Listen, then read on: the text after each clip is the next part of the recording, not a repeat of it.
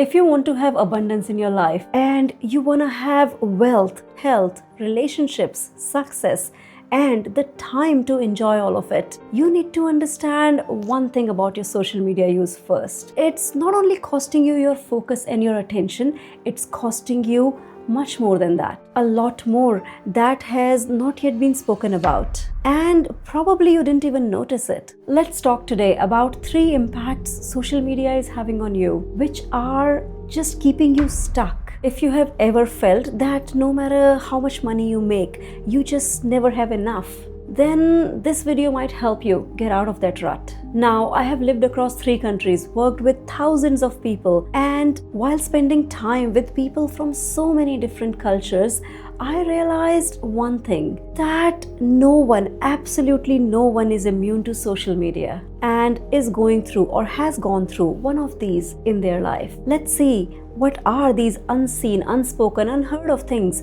that social media is costing you? And the first obvious one is your money. You ask how? If you look through your banking app and go back about a month, and you would find one of these in your bank account. Some food that you didn't really want to order, but you saw an ad. Some product that you bought off Amazon, Shein or Temu, which you probably didn't even need in your life, which probably is right now sitting in a drawer, but you saw an ad that was tempting enough. Or some expensive dress, jewelry, sunglasses, accessory that is now on your list because you saw somebody online wearing it or carrying it. This is discovery buying in action. We no longer buy things because we need them. We buy them because we saw an ad for them. We discover things online and then we decide that we want them in our life. We convince ourselves, we find use cases for those things and we do the clicks. That money, those $10, $20, $50, they add up. They could have been invested.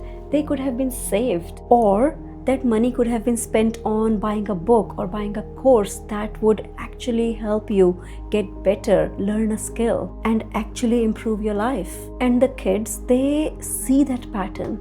They see packages being delivered every day to our home. They see unboxing. They see things then being tucked away in drawers. Second thing that it's costing you, your belief. Now, how our belief works is what we see repeatedly or we do repeatedly becomes our belief. And almost all the apps today are trained to recognize your emotional needs. If you go to the gym at 5 p.m., your apps will start showing you motivational content or gym playlists. However, if it is 9 p.m. after dinner and you're sitting down in front of your TV and you're following FIFA, that's what your apps will show you. It's not an accident, it's by design. It's a very smart design. You watch something about one celebrity controversy and suddenly your whole feed is about that celebrity, that controversy, and that's all you see. Social media today is reinforcing what you already know. It is shaping your beliefs. It is not letting you understand the other side of the story. Believe it or not, their sole purpose is to make you comfortable enough with their app so you just spend more time on it. And for a human brain, it's comforting to know what we already know.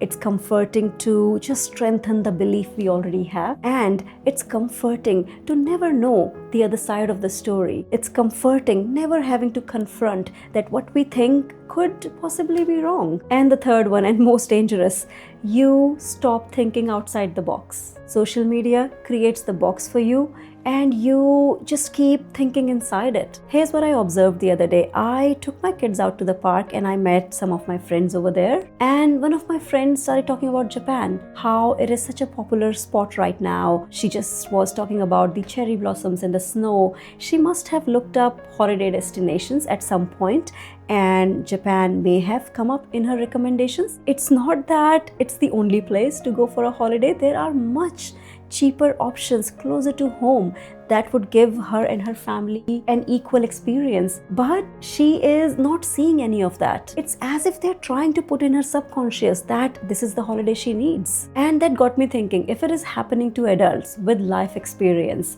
for something such simple as a holiday, then what is it doing to the kids who do not have the life experience yet to understand that there are other options too. Aren't we making them narrow-minded? Now, this is just an example of a holiday, but you get the hint that the creativity, the research, the innovative thinking just stops because the information that we get from social media is so highly curated, highly personalized, and targeted on you that you just stop thinking for yourself. Now, if you put all of these together, your money, your belief system, your creativity, your ability to think outside the box, aren't these the virtues that we want to pass on to our kids? Aren't these the things, ingredients that we need to be successful in our life? Without these, we won't have the tools or the resources we need to be able to change things for us or for our kids. And without having a belief system that we respect, and without having any creative thinking, we are just going to stay stuck